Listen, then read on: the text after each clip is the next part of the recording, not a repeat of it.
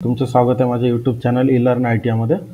आज आपला जो क्लास आहे turner second year theory MCQ, यात आपण जे Turner second year theory MCQ आहे त्याच्यात इंग्लिश आणि मराठीमध्ये पूर्ण MCQ सॉल्व करून देणार आहे आणि सिलेबसनुसार जेवढे काही क्लास होतील ते पूर्ण आपण कंप्लीट करून देणार आहे। आणि याच्यात जे काही जर तुम्हाला PDF ची गरज असेल तर व्हिडिओच्या डिस्क्रिप्शनमध्ये PDF व्हॉट्सअप ग्रुपचा लिंक दिलेला आहे, त्याच्यात जॉइन करून मला मेसेज करा, मी तुम्हाला PDF प्रोवाइड करून देणार आहे मराठी लँग्वेजमध्ये। आणि बाकी जेवढे सब्जेक्ट आहे प्रत्येक सब्जेक्टचेही आपल्याला PDF प्रोवाइड करून देणार आहे। तर स्टार्ट करू। आजचा जे आपला क्लास आहे turner second year theory MCQ English to Marathi, याच्यातला पहिला क्लास आहे आणि रेग्युलर क्लास करून तुमचा सिलेबस कंप्लीट करून देणार आहे। तर पहिला क्वेश्चन आहे, which material is use to make a radius gauge. म्हणजे काय विचारलेलं आहे क्वेश्चन मध्ये, रेडियस गेज तयार करण्यासाठी कोणते मटेरियल वापरतात। म्हणजे जसा जे रेडियस गेज आपण वापरतो रेडियस चेक करण्यासाठी, त्या गेजला बनवण्यासाठी कोणता मटेरियलचा वापर केला जाते याच्याबद्दल हा प्रश्न विचारलेला आहे। तर याच्यासाठी पहिला ऑप्शन आहे कास्ट स्टील, दुसरा टूल स्टील, तिसरा हार्डन्ड स्टील आणि चौथा ऑप्शन आहे स्टेनलेस स्टील। जसा आपल्याला प्रश्नामध्ये विचारला होता की रेडियस गेज तयार करण्यासाठी कोणते मटेरियल वापरतात, तर याचा आन्सर आहे option number C hardened steel. Radius gauge बनवण्यासाठी जे मटेरियल यूज केला जाते त्या मटेरियलचे नाव आहे hardened steel. Next question, what is the name of the gauge use to check the radius form on the edge of a cylindrical component. म्हणजे प्रश्नामध्ये काय विचारलेला आहे, गोलाकार जॉबच्या कडेवर बनलेल्या रेडियसचा आकार तपासण्यासाठी कोणत्या गेजचा वापर केला जातो।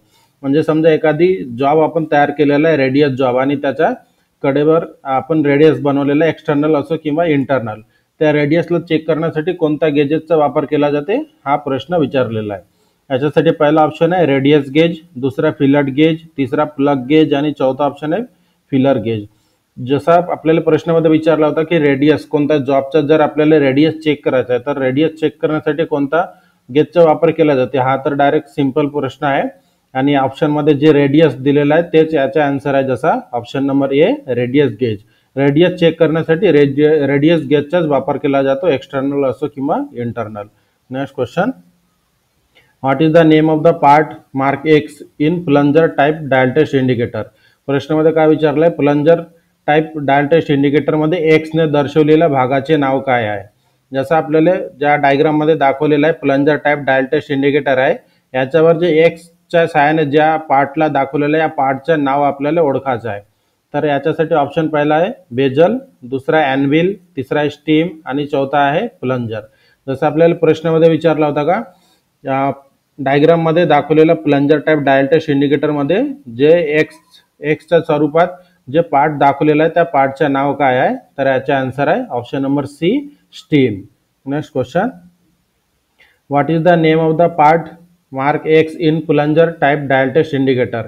पुन्हा तेच विचारलेलं आहे, plunger type dial test indicator मध्ये एक्स ने दर्शवलेल्या भागाचे नाव काय आहे। जसं आपल्याला प्लंजर टाइप डायल टेस्ट इंडिकेटरचा डायल दाखवलेला आहे आणि या डायलवर एक्सच्या स्वरूपात जे पार्ट आपल्याला दाखवलेलं आहे या पार्टचे नाव आपल्याला ओळखायचं आहे। तर याच्यासाठी पहिला ऑप्शन आहे बेजल, दुसरा एनव्हिल, तिसरा स्टीम आणि चौथा ऑप्शन आहे प्लंजर। जसं आपल्याला जे प्लंजर टाइप डायल टेस्ट इंडिकेटरच्या डायलवर जे एक्सच्या स्वरूपात जे पार्ट आपल्याला दाखवलेला आहे तर या पार्टचे नाव आहे option number D plunger. Next question, what is the name of the part mark X in lever type dial test indicator. आता डायग्राम मध्ये आपल्याला एक lever type dial test indicator दाखवलेला आहे आणि याच्यावर जे एक्सच्या स्वरूपात जे पार्ट आपल्याला दाखवलेला आहे या पार्टचे नाव आपल्याला ओळखायचे आहे। तर याच्यासाठी पहिला ऑप्शन आहे स्टायलस, दुसरा लिव्हर, तिसरा स्क्रॉल आणि चौथा ऑप्शन आहे पिवट। जसं आपल्याला प्रश्नामध्ये विचारला होता की जे डायग्राम आपल्याला दाखवलेला आहे लिव्हर टाइप डायल टेस्ट इंडिकेटरचा डायग्राम दाखवलेला आहे आणि याच्यावर जे एक्सच्या स्वरूपात जे पार्ट आहे या पार्टचे नाव आहे option number A stylus. Next question, what is the name of dial test indicator stand. जसं आपल्याला या प्रश्नामध्ये एक डायग्राम दाखवलेला आहे डायल टेस्ट इंडिकेटरचा आणि ज्या स्टँड आपल्याला विचारलेला आहे हा कोणता टाइपचा स्टँड आहे, तर या स्टँडला काय नाव आहे हा प्रश्न आपल्याला विचारला होता।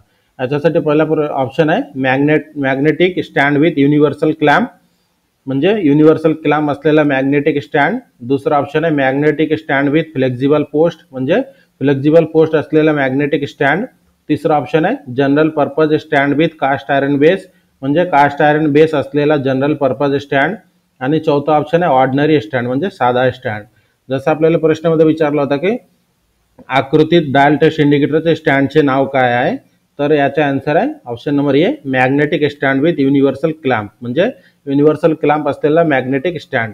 हे जर आपल्याला जे हे बटन आपण पाहून राहिलो, तर या बटनाचं काम काय असते, ज्या ठिकाणी आपल्याला वापरायचे असते त्या मेटलवर ठेवून हा बटन जर आपण ऑन केला तर मॅग्नेट ऑन होते आणि त्या मेटलवर हा चिपकून जाते, म्हणून या स्टँडचं नाव दिलेलं आहे magnetic stand with universal clamp.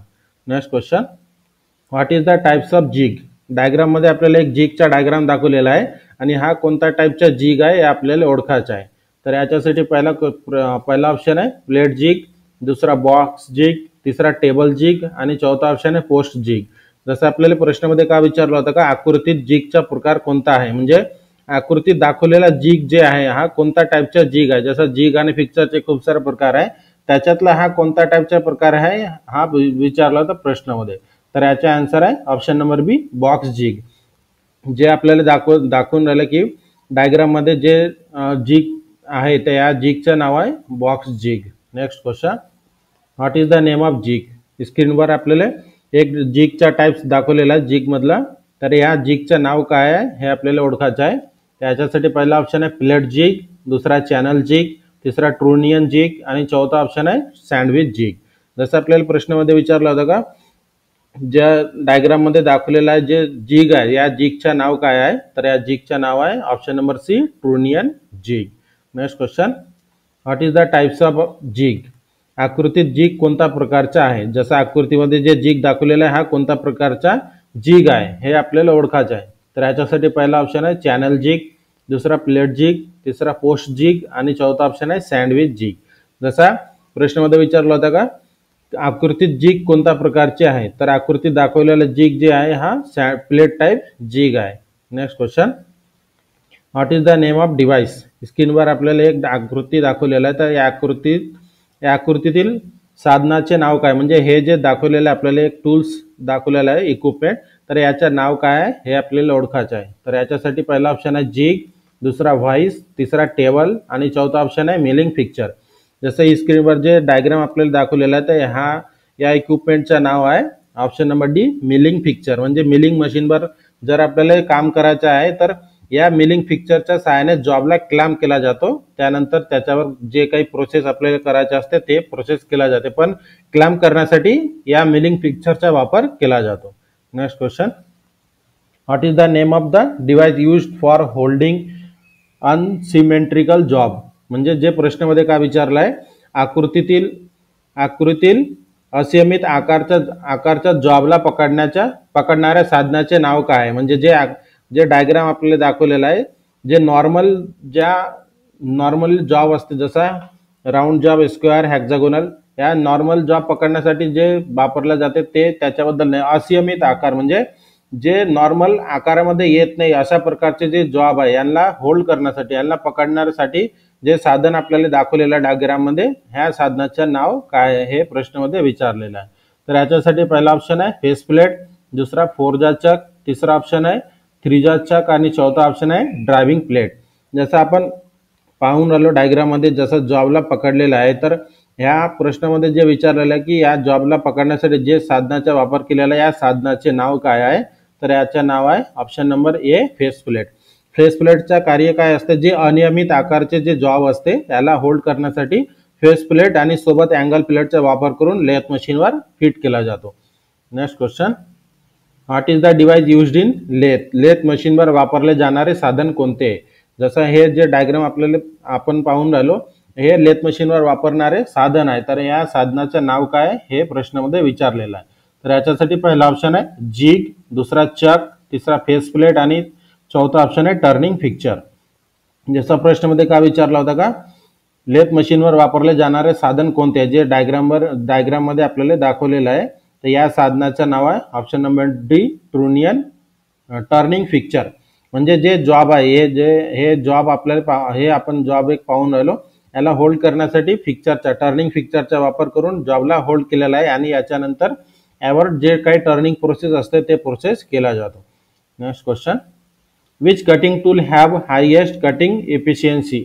खालीलपैकी सर्वाधिक कटिंग कार्यक्षमता असणारे टूल कोणते? म्हणजे कोणत्या टाईपचे जे टूल्स आहे, जे खालीलपैकी कोणत्या टाईपचे टूल्स आहे ज्याचे कटिंग एफिशियन्सी सगळ्यात जास्त असते, हे प्रश्नामध्ये विचारलेलं आहे. तर याच्यासाठी पहिला ऑप्शन आहे माइल्ड स्टील, दुसरा हाय कार्बन स्टील, तिसरा हाय स्पीड स्टील आणि चौथा ऑप्शन आहे कार्बाइड.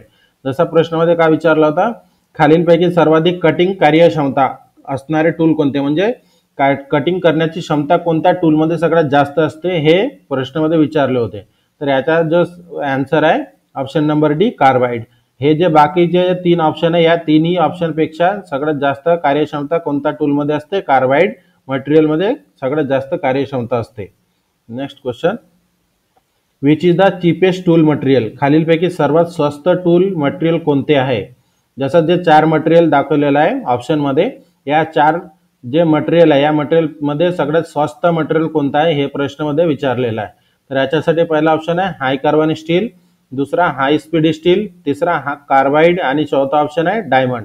जसं प्रश्नामध्ये काय विचारलं होतं, खालीलपैकी सर्वात स्वस्त टूल मटेरियल कोणतं आहे? तर याचा आन्सर आहे ऑप्शन नंबर ए हाय कार्बन स्टील. बाकीचे जे तीन ऑप्शन आपण पाहून राहिलो, हाय स्पीड स्टील, कार्बाइड आणि डायमंड, हे तिन्ही ऑप्शन हाय कार्बन स्टीलपेक्षा जास्त महाग असते, म्हणून सगळ्यात स्वस्त कोणता मटेरियल आहे? हाय कार्बन स्टील, या तीन पैकी. Next question, which is an non metallic tool material? खालीलपैकी नॉन मेटॅलिक म्हणजे अधातू टूल मटेरियल कोणते आहे? जे चार ऑप्शन दिलेले आहे याच्यातले जे कोणते नॉन मेटॅलिक म्हणजे अधातू टूल मटेरियल कोणते आहे हे आपल्याला ओळखायचे आहे. तर याच्यासाठी पहिला ऑप्शन आहे हाय कार्बन स्टील, दुसरा डायमंड, तिसरा स्टेलाइट आणि चौथा ऑप्शन आहे कार्बाइड. जसा प्रश्नामध्ये काय विचारला होता, खालीलपैकी नॉन मेटॅलिक अधातू, नॉन मेटॅलिक म्हणजे अधातू टूल मटेरियल कोणते आहे? तर याचा आन्सर आहे option number B diamond. Next question, which one is chief constituent of ferrous tool material? Ferrous tool material मधील मुख्य घटक कोणता आहे हे प्रश्नामध्ये विचारलेला आहे. तर याच्यासाठी पहिला ऑप्शन आहे आयरन म्हणजे लोखंड, दुसरा टंगस्टन, तिसरा वॅनेडियम आणि चौथा ऑप्शन आहे कार्बन. जसं प्रश्नामध्ये काय विचारलंय का, फेरस टूल मटेरियल मधील मुख्य घटक कोणता आहे? फेरस म्हणजे जे मेटल असते त्याला फेरस मध्ये मोजला जातो. तर याचा आन्सर आहे ऑप्शन नंबर ए आयरन. फेरस म्हणजे मेटल, नॉन फेरस म्हणजे नॉन मेटल असते. Next question, which one is example of ferrous tool material? खालीलपैकी कोणते फेरस टूल मटेरियलचे उदाहरण आहे? पहिला ऑप्शन आहे हाय कार्बन स्टील, दुसरा कार्बाइड टूल, तिसरा स्टेलाइट आणि चौथा ऑप्शन आहे डायमंड. जसं प्रश्नामध्ये काय विचारले होते, खालीलपैकी कोणते फेरस टूल मटेरियलचे उदाहरण आहे? फेरस म्हणजे जसं याच्या आधीच्या प्रश्नामध्ये म्हटलं आहे की फेरस म्हणजे काय होते? मेटल. तर कोणता टूलमध्ये मेटलचे प्रमाण असते हे प्रश्नामध्ये विचारले. तर याचे आन्सर आहे option number A high carbon steel. Next question, which of the following formula give the tool life? खालीलपैकी कोणता सूत्र टूल लाईफ दर्शवतो? तर याच्यासाठी पहिला ऑप्शन आहे pi into D into N divided by 1000, दुसरा ऑप्शन आहे V T N is equal to C, तिसरा ऑप्शन आहे S divided by L into N आणि चौथा ऑप्शन आहे C divided by N into T2. जसं आपल्याला प्रश्नामध्ये काय विचारलं होतं, खालीलपैकी कोणता सूत्र टूल लाईफ दर्शवतो? तर याचा आन्सर आहे option number B V T N is equal to C. Next question, what is the value of tool life index for a cemented carbide tip to machine cast iron component? जसा प्रश्नामध्ये काय विचारलं आहे, cemented carbide टिपने cast iron machining करताना tool life इंडेक्सचे मूल्य किती असते? हे इम्पॉर्टंट प्रश्न आहे, हा 2-4 वेळा विचारलेला पेपरमध्ये. तर याच्यासाठी पहिला ऑप्शन आहे 0.10 म्हणजे 0.10, दुसरा ऑप्शन आहे 0.125, तिसरा ऑप्शन आहे 0.20 आणि चौथा ऑप्शन आहे 0.128. जसं आपल्याला प्रश्नामध्ये काय विचारला होता, सिमेंटेड कार्बाइड टिपने कास्ट आयरन मशीनिंग करताना टूल लाईफ इंडेक्सचे मूल्य किती असते? तर याचे आन्सर आहे option number A 0.10. Next question, what is the tool life index of cemented carbide tool for turning high carbon high chromium die steel? Cemented carbide टूलचा high carbon high chromium die steel टर्निंगसाठी tool life index किती असतो हे प्रश्नामध्ये विचारलेला आहे. तर याच्यासाठी पहिला ऑप्शन आहे 0.15, दुसरा ऑप्शन आहे 0.20, तिसरा ऑप्शन आहे 0.40 आणि चौथा ऑप्शन आहे 0.35. तर प्रश्नामध्ये काय विचारले आपल्याला, सिमेंटेड कार्बाइड टूलचा high carbon high chromium die steel टर्निंगसाठी टूल लाईफ इंडेक्स किती असतो? तर याचे आन्सर आहे option number A 0.15. Next question, what is the term mark x? आकृतीतील एक्स काय दर्शवते? म्हणजे जे आपल्याला एक टेपर जॉब आहे, टेपर जॉब मध्ये जे एक्सच्या स्वरूपाने जे दाखवलेले आहे त्या याला काय म्हटलं जाते हे प्रश्नामध्ये विचारलेलं आहे. जसं आपण पाहून राहिलो, जे डायग्राम आहे, डायग्राम मध्ये एक टेपर जॉब आहे, दोन साइडले दोन रोलर आहे, त्यानंतर एक्सच्या स्वरूपाने जे दर्शवलेलं आहे हे आपल्याला ओळखायचं आहे. तर याच्यासाठी पहिला ऑप्शन आहे diameter over roller at smaller end, म्हणजे रोलरच्या लहान टोकामधील व्यास. दुसरा ऑप्शन आहे diameter over roller at larger end, म्हणजे रोलरच्या मोठ्या टोकामधील व्यास. आणि तिसरा ऑप्शन आहे हाईट ऑफ टेपर, म्हणजे टेपरची उंची. आणि चौथा ऑप्शन आहे डायमीटर ऑफ रोलर, म्हणजे रोलरचा व्यास. जसं आपल्याला प्रश्नामध्ये जे विचारलं होतं, आकृतीतील एक्स काय दर्शवते, म्हणजे जसा मी पहिलेच डायग्राम समजून दिलाय का हा टेपर एक जॉब आहे आणि त्याला मोजण्यासाठी दोन्ही बाजूला दोन रोलर ठेवलेला आहे आणि त्यानंतर जे एक्सच्या स्वरूपाने जे दर्शवलेलं आहे हे आपल्याला ओळखायचं आहे. तर याचे आन्सर आहे option number A diameter over roller at smaller end, म्हणजे रोलरच्या लहान टोकामधील व्यास, म्हणजे जे जॉबचा जे लहान डायमीटर या साईडला हे रोलर ठेवलेलं आहे आणि त्यानंतर हे साईज मोजला जात आहे. Next question, what is the term mark x? Same तसाच प्रश्न विचारलेला आहे. आकृतीतील एक्स काय दर्शवते, म्हणजे हे तसाच एक जॉब आहे, टेपर जॉब आहे आणि याच्यामध्ये काय रोलर वापरलेला आहे आणि हाईट गेज स्लिप गेज पण याच्यात वापरलेला आहे. तर प्रश्नामध्ये काय विचारला, जे एक्सच्या स्वरूपाने जे दर्शवलेलं आहे याचा मिनिंग काय असतं, म्हणजे याला काय म्हटलं जाते? तर याच्यासाठी पहिला ऑप्शन आहे diameter over roller at bigger end, म्हणजे रोलर मोठ्या टोकामधील व्यास. दुसरा ऑप्शन आहे हाईट ऑफ जॉब, म्हणजे जॉबची उंची. तिसरा ऑप्शन आहे हाईट ऑफ स्लिप गेज, म्हणजे स्लिप गेजची उंची. आणि चौथा ऑप्शन आहे diameter over roller at smaller end, म्हणजे रोलरच्या लहान टोकामधील व्यास.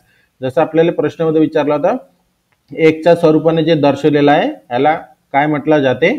तर याचे आन्सर आहे option number C height of slip gauge.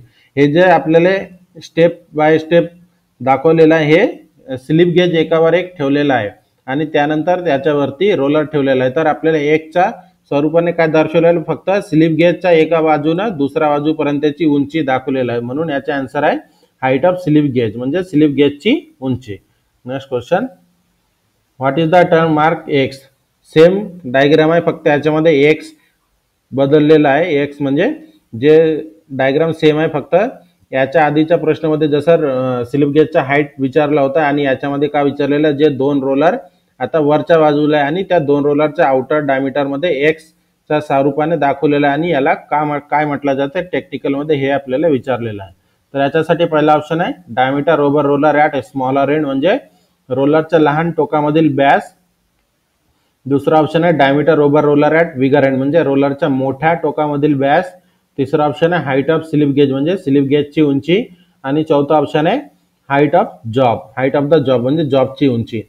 जसं आपल्याला प्रश्नामध्ये विचारला होता का आकृतीमधील एक्स काय दर्शवते, म्हणजे ज्या आकृती आपल्याला दाखवलेल्या आहे याच्यामध्ये एक्स काय दर्शवते? तर याचा आन्सर आहे option number B diameter over roller at bigger end, म्हणजे रोलरच्या मोठ्या टोकामधील व्यास. म्हणजे हे जे जॉब आहे, जॉबच्या मोठ्या डायमीटरच्या बाजूला हे रोलर ठेवलेलं आहे आणि त्यानंतर हे एक्सच्या स्वरूपाने दर्शवलेलं आहे, म्हणून याचे आन्सर आहे diameter over roller at bigger end, म्हणजे रोलरच्या मोठ्या टोकामधील व्यास. Next question, what does the letter Y stand for in formula D is equal to Y minus 2 ब्रॅकेटमध्ये S plus R in taper measurement. म्हणजे प्रश्नामध्ये काय विचारलेलं आहे, जे एक टेपर मेजरमेंटचं एक सूत्र दिलेलं आहे, याच्यामध्ये जे ऑय हे जे कॅपिटलमध्ये ऑय दिलेलं आहे, ह्या ऑयचा मिनिंग काय असते हे आपल्याला विचारलेलं आहे प्रश्नामध्ये. तर याच्यासाठी पहिला ऑप्शन आहे diameter over roller at small end, म्हणजे लहान टोकावरील रोलरची व्यास. दुसरा diameter over roller at bigger end, म्हणजे मोठ्या टोकावरील रोलर व्यास. तिसरा ऑप्शन आहे रेडियस ऑफ द रोलर, म्हणजे रोलरची रेडियस. आणि चौथा ऑप्शन आहे distance from the centre of the roller to the end of the component, म्हणजे रोलरच्या मध्यमपासून घटकाच्या टोकापर्यंतचे अंतर. जसं आपल्याला प्रश्नामध्ये विचारलं होतं टेपर मापण्याचं जे सूत्र आपल्याला दिलेलं आहे D is equal to Y minus 2 ब्रॅकेटमध्ये एस प्लस आर आणि याच्यामध्ये जे ऑय दिलेला आहे कॅपिटलमध्ये या वायचा मिनिंग काय असते हे आपल्याला विचारलं होतं. तर याचा आन्सर आहे option number A diameter over roller at a smaller end म्हणजे लहान टोकावरील रोलरची व्यास.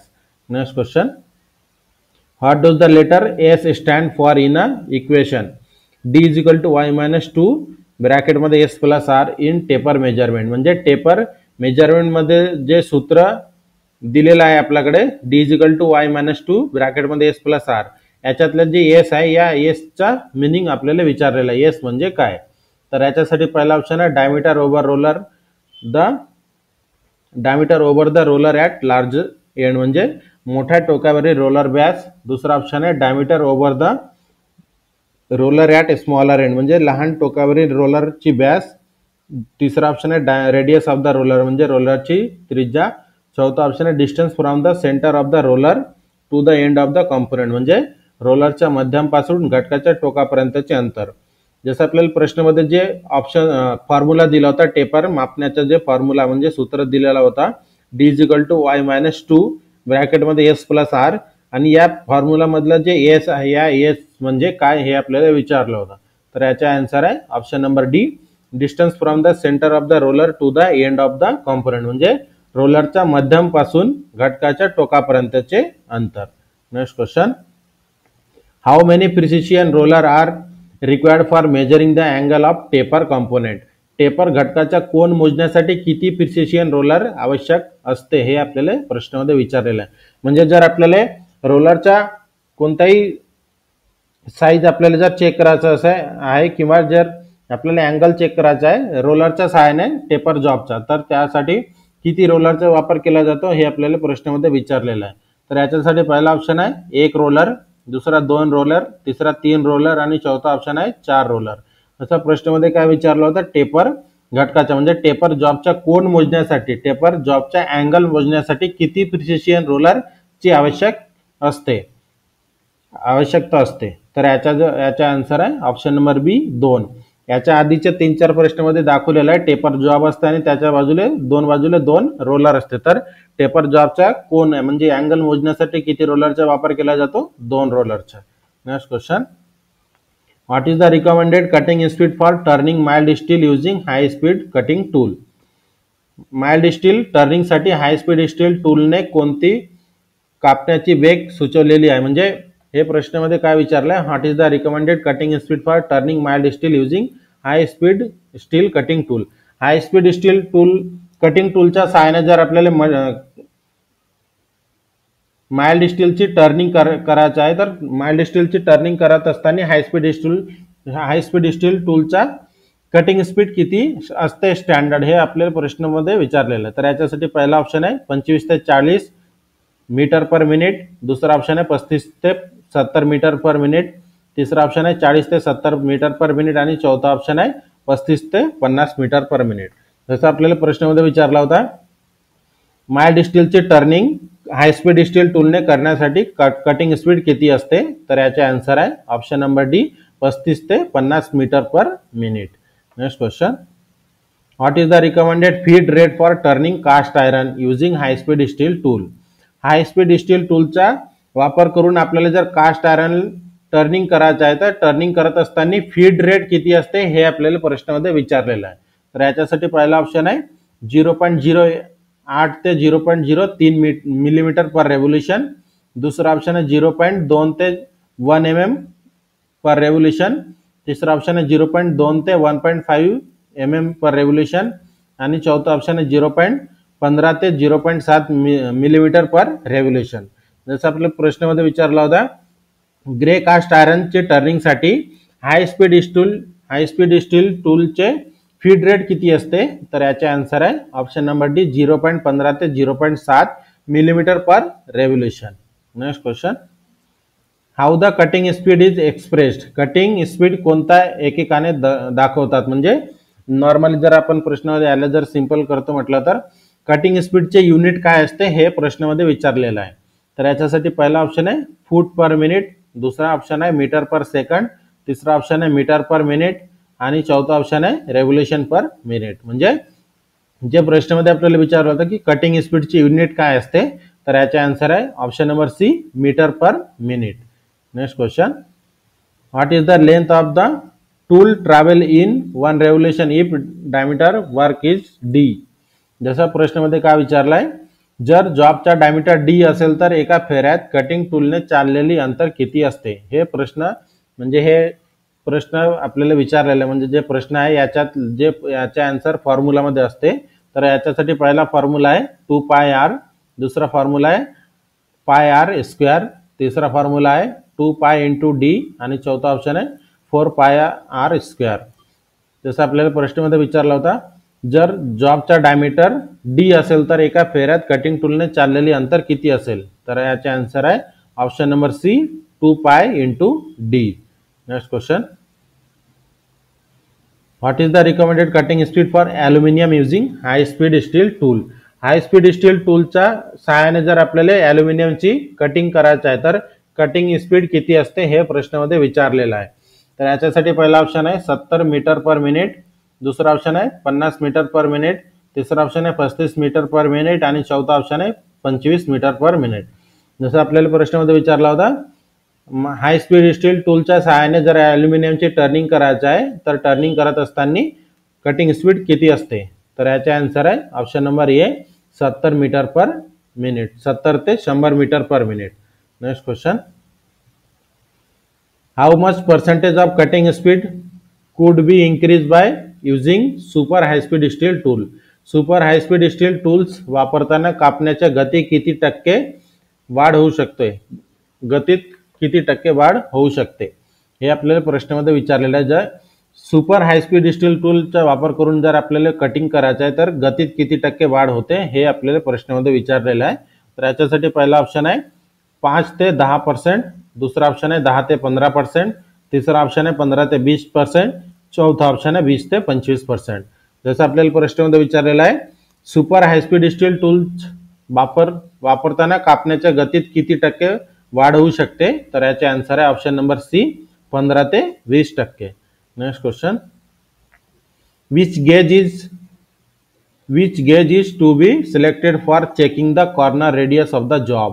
जॉबच्या कॉर्नरवरची रेडियस तपासण्यासाठी कोणता गेज वापरतात हे प्रश्नामध्ये विचारलेलं. म्हणजे जर आपण एक रेडियस जॉब बनवलेला आहे आणि त्या जॉबचा रेडियस आपल्याला जर चेक करायचा आहे तर त्यावेळेस चेक करण्यासाठी कोणत्या गेजेसचा वापर केला जाते हे प्रश्नामध्ये विचारलेलं आहे. तर याच्यासाठी पहिला ऑप्शन आहे रेडियस गेज, दुसरा ऑप्शन आहे फिलेट गेज, तिसरा ऑप्शन आहे फिलर गेज आणि चौथा ऑप्शन आहे plug gauge.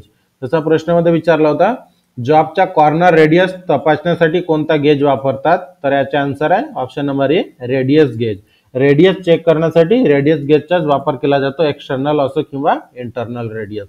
Next question, where the follower is fix to produce from turning. प्रश्नामध्ये काय विचारलेलं आहे, फॉलोअर स्टडी रेस्ट असते त्या फॉलोअर स्टडी रेस्टला जे लेथ मशीन आहे, लेथ मशीनचा कोणता पार्ट सोबत फिट केला जातो हे प्रश्नामध्ये विचारलेलं आहे. तर याच्यासाठी पहिला ऑप्शन आहे टूल पोस्ट, दुसरा टॉप स्लाइड, तिसरा क्रॉस स्लाइड आणि चौथा ऑप्शन आहे टेल स्टॉक. जसा प्रश्नामध्ये विचारला होता, टर्निंग करताना फॉलोअर स्टडी रेस्ट कुठे फिक्स केला जातो, तर याचा आन्सर आहे option number C, cross slide. Next question, which gauge is use to check the radius form at the step of component. म्हणजे घटकाच्या स्टेपवर म्हणजे जॉबच्या स्टेपवर बनलेला रेडियस तपासण्यासाठी कोणता गेज वापरतात हे प्रश्नामध्ये विचारलेला आहे. तर याच्यासाठी पहिला ऑप्शन आहे फिलेट गेज, दुसरा रेडियस गेज, तिसरा फिलर गेज आणि चौथा प्लग गेज. जसा प्रश्नामध्ये विचारला होता, जॉबच्या स्टेपवर बनलेला रेडियस तपासण्यासाठी कोणता गेज वापरतात, तर याचे आन्सर आहे option number A, fillet gauge. Next question, what is the term for the distance move by the tool along the work for each revolution. प्रत्येक फेऱ्यात टूलने जॉबवर केलेले अंतर म्हणजे काय. म्हणजे आपण टर्निंग क्रिया करत असताना प्रत्येक फेऱ्यात जे टूल जे अंतर मूव्ह करते म्हणजे जे अंतर समोर जाते त्याला काय म्हटलं जाते टेक्निकलमध्ये हे आपल्याला विचारलेलं आहे. तर याच्यासाठी पहिला ऑप्शन आहे स्पीड, दुसरा फीड, तिसरा कटिंग स्पीड आणि चौथा डेप्थ. जसं प्रश्नामध्ये विचारला होता, प्रत्येक फेऱ्यात टूलने जॉबवर केलेले अंतर म्हणजे काय, तर याचा आन्सर आहे ऑप्शन नंबर बी फीड. जसं आपण कटिंग करत असताना जसं फीड रेट देतो म्हणजे चार्टनुसार पण सिलेक्ट करता जाते केला जातो किंवा आपण मॅन्युअली पण देऊ शकतो फीड. तर त्या फीडबद्दलच हा प्रश्न विचारला होता. Next question, what is the turning operation. जर प्रश्नामध्ये काय विचारलंय, स्क्रीनवर दाखवलेला एक टर्निंग ऑपरेशन आहे, ह्या ऑपरेशनचं नाव काय हे प्रश्नामध्ये विचारलेलं आहे. जसं आपण पाहून राहिलो डायग्राममध्ये, हे आपला एक जॉब आहे आणि हा आपला रिव्हॉल्विंग सेंटर आहे आणि हा कटिंग टूल आहे. या डायग्राममध्ये जे ऑपरेशन केला जातं या ऑपरेशनचं नाव काय हे प्रश्नामध्ये विचारलेलं आहे. तर याच्यासाठी पहिला ऑप्शन आहे कोनिकल टर्निंग, दुसरा सिलेंड्रिकल टर्निंग, तिसरा फॉर्म टर्निंग, चौथा ऑप्शन आहे टर्निंग थ्रेड कटिंग. जसं आपल्याला प्रश्नामध्ये विचारलं होतं का टर्निंग ऑपरेशन म्हणजे काय, म्हणजे या डायग्राम मध्ये जे ऑपरेशन दाखवलेलं आहे तर या ऑपरेशनचं नाव काय आहे. तर याचा आन्सर आहे option number C form turning. Form turning कोणाला म्हटलं जाते, जसा कटिंग टूलचा ज्या आकार असतो त्याच आकारचा जर आपण जॉब तयार करत आहोत तर त्या ऑपरेशनला काय म्हटलं जाते, फॉर्म टर्निंग म्हटलं जाते. जसं आपण या कटिंग टूलचा आकार पाहून राहिलो, हा रेडियस आहे आणि जो जॉबचा आकार आहे त्याच्यावर पण सेम आकार बनवत आहे, म्हणून या जो टर्निंग ऑपरेशन आहे याला फॉर्म टर्निंग म्हटलं जाते. Next question, what are the possible surface that can be produced by form turning. Form टर्निंगनं कोणते पृष्ठभाग तयार होऊ शकतात हे प्रश्नामध्ये विचारलेलं आहे. तर याच्यासाठी पहिला ऑप्शन आहे to generate concave and convex profile, म्हणजे कर्व आणि कॉन्व्हेक्स प्रोफाईल तयार करू शकतो. दुसरा टू जनरेट सिलेंड्रिकल सरफेस, म्हणजे सिलेंड्रिकल पृष्ठभाग तयार करू शकतो. तिसरा ऑप्शन आहे टू जनरेट कोनिकल सरफेस, म्हणजे कोनिकल पृष्ठभाग तयार करू शकतो. किंवा चौथा ऑप्शन आहे टू जनरेट फ्लॅट सरफेस, म्हणजे सपाट पृष्ठभाग तयार करतात. जसं आपल्याला प्रश्नामध्ये विचारलं होतं फॉर्म टर्निंगने कोणते पृष्ठभाग तयार होऊ शकतात, तर याचा आन्सर आहे option number A to generate concave and convex profile, म्हणजे कॉन्केव्ह आणि कॉन्व्हेक्स प्रोफाईल तयार होऊ शकतात. तर आजचा जो आपला क्लास होता टर्नर सेकंड इयर थेरी MCQचा फर्स्ट क्लास होता मराठी लँग्वेजमध्ये. माझ्या चॅनलवर हिंदी लँग्वेजमध्ये पण अवेलेबल आहे. तर ह्या मराठी लँग्वेजमधला पहिला क्लास होता टर्नर सेकंड इयरचा. याच्या सेम या स्वरूपात आपण पूर्ण सिलेबस तुमचा कंप्लीट करून देणार आहे. आणि जे काही आपण प्रश्न सॉल्व्ह करून देतो याच्यात जर आपल्याला PDF ची गरज असेल तर व्हिडिओच्या डिस्क्रिप्शनवर व्हॉट्सअप ग्रुपचा लिंक दिलेला आहे, त्यात जॉईन करून मला मेसेज करायचा, मी PDF प्रोव्हाइड करून देईन. आणि व्हिडिओ जर आवडला तर आपल्या चॅनलला लाईक, सबस्क्राईब आणि शेअर नक्की करा.